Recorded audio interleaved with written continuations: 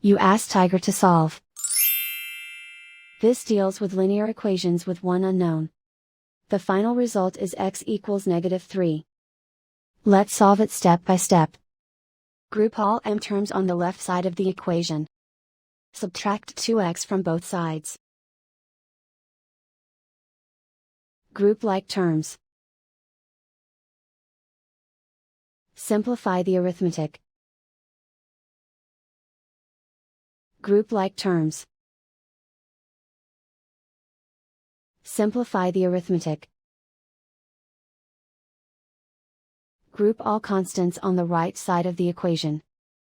Subtract 4 from both sides. Simplify the arithmetic.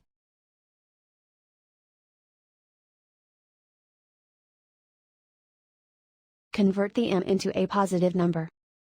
Multiply both sides by -1. Remove the ones.